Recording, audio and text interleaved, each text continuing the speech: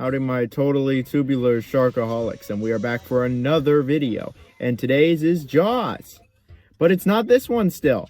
We're going in reverse. We're going to look at Jaws the Revenge next. We looked at that wonderful Italian spin-off last time. Now we got Jaws the Revenge, the fourth official Jaws movie.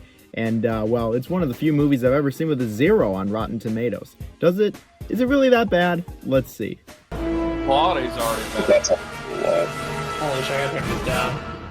So Jaws 4 takes place after Jaws 2 and pretty much just ignores all of Jaws 3 in its entirety. It takes place many, many years later after Jaws 2, and Martin Brody, the main character of the last two Jaws movies, not Jaws 3, has died.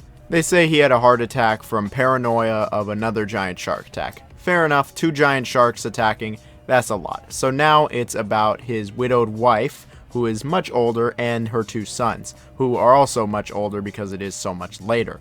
Well, the movie begins with her just chilling with one of her sons on Christmas, or about to be Christmas, like Christmas Eve, and he's in the police force like his dad, and he's out on the water and gets killed by a giant killer shark. Yep, just like that, he's killed by a giant killer shark, and now the widowed wife has 1 son. And she goes to go visit him in the Bahamas to get away from everything for a nice Christmas in the Bahamas. And well, she is convinced that this giant killer shark keeps coming back and it's coming for the Brody family, and I mean, she's not wrong. And yeah, Jaws comes and attacks. I mean, there's not all that much more to it. The story I thought was actually pretty alright. It's not the most original, but you know, I actually thought it was campy enough and corny enough that it was actually pretty okay. I mean, the way it progresses is about what you would expect, and the way it ends is pretty predictable. I mean, this is the 4th Jaws movie, but I actually quite liked it. Could it have been much better? Of course it could have been much better, and it has been done better in other Jaws movies. However, this is definitely not the worst of the Jaws movies when it comes to the plot, and I think it is pretty funny how this shark literally is going to the ends of the earth to stalk the Brody family down to take its revenge from the other Jaws movies. I mean, that's pretty great. And yeah, I know it's pretty damn stupid, but you know what? This is way smarter than a bunch of the other shark movies that I've looked at on this channel. On the surface level, the plot is fine enough. It's not great. It's not going to win any awards. It's not even all that good, really, but I mean, it gets a pass from me. But one thing that is pretty stupid that doesn't make any sense is how the widowed wife, how she is having all these flashbacks to the other Jaws movies. That doesn't make any sense. She didn't do anything in the other Jaws movies. She was just there, like, so she has all these flashbacks, and I'm like, wait, how does she have these? This doesn't make any sense. I'm sure if you look even a little deeper into this movie's plot, you'll find a ton of holes, and it won't make any sense like at all. But we're just going to take it at surface value. It's about a giant shark that attacks the Brody family, and in that sense, it's fine. It's fine enough. Let's just talk about the shark. You know, I think the shark is pretty okay in this movie. It's definitely not on Jaws 1 and 2 level, but you know, it is pretty alright. It's certainly better than 3. They went back to using practical effects. There's actually something there. It's not that terrible CGI, and that's nice. It's always nice to actually see something there. And you know, for the time, I thought it actually looked pretty alright. I mean, obviously nowadays it does look a bit hokey and silly, but you know, I think for the 80s, it gets a pass from me. I mean, it looks better than some of the crap I've seen in 90s and 2000s movies.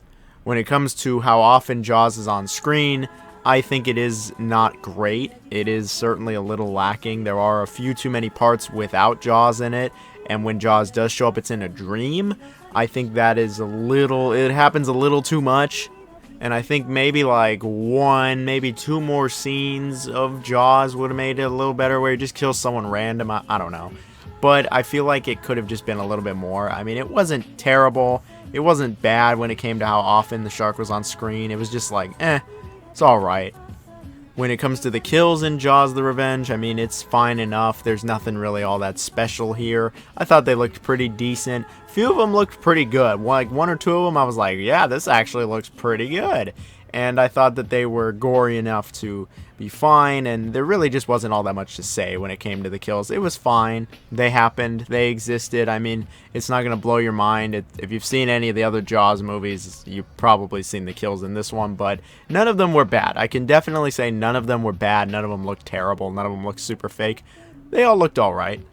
That first kill where one of the Brodies gets killed on the boat, I thought that was great. I thought that was hilarious. But, I mean, It looked alright. It looked alright. I want to bring up two last things for the shark. First off, Jaws roars in this movie, it's just hilarious. That's not possible. A shark can't roar, it doesn't have lungs, but I love the fact that it roars. I think that just really adds to the cheesiness. There it is. And the shark roars. And then also Jaws' death. This is really weird. There's two death scenes. There's the TV one and the theatrical one. For some reason, one of them is really good and the other one isn't. One of them sees Jaws getting stabbed by the boat. This is pretty metal and awesome. The other one is just the scene from the first Jaws where he blows up. I don't know why they did this. One of them's way better than the other. Now, let's get to the acting. The acting in this movie was pretty okay also. I mean, obviously, it's not going to be as good as the other movies. It is on pretty much a B movie level for the 80s. It is pretty 80s when it came to the acting. There's nothing special here. There's nothing award-winning. There's nothing terrible, don't get me wrong, but there's nothing that's going to be like, wow, this was really good. Wow, these people were really captivating or emotional, or I could really believe that they were feeling all this. No, there's none of that. There's none of that at all. It's like everybody gets the job done, and that's pretty much it. Nobody's better than anyone else for the most part. Everyone is on a pretty even level. They're pretty all right. And yeah, some of the other Jaws movies had better acting. They did. But I like the consistency of this. I can certainly say that. And I think that anybody who dumps on this movie for bad acting, I really don't think it's that bad. Maybe my like entire frame of reference has been destroyed after watching over 100 of these terrible movies, but I thought it was fine enough.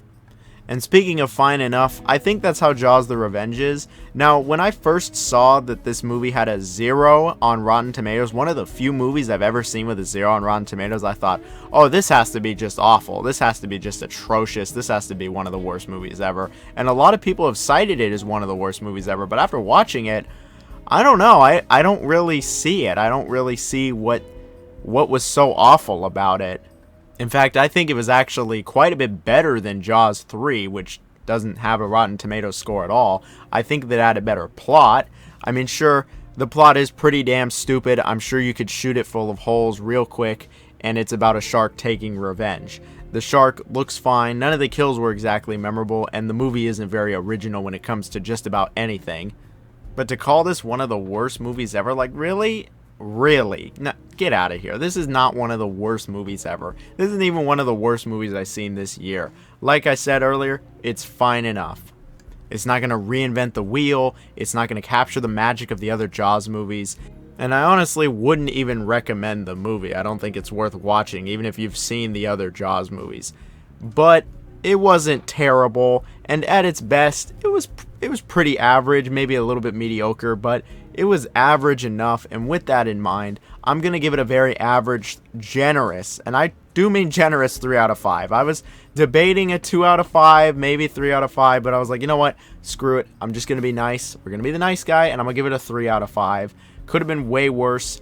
A fine enough shark movie. Nothing special here. I'm definitely not going to say it's underrated. It is definitely not some hidden underrated classic that got shit on. It is just overhated. I don't think that it is as bad as people have said it is, and I think that it is blown out of proportion. Maybe I have just seen so much garbage at this point that I'm like, you know what? It isn't Virus Shark. It isn't Amityville. It isn't 90210 Shark Attack. It isn't Shark Lake. It isn't any of that bullshit I've seen before. This is way better than that. And I actually enjoyed my time with it.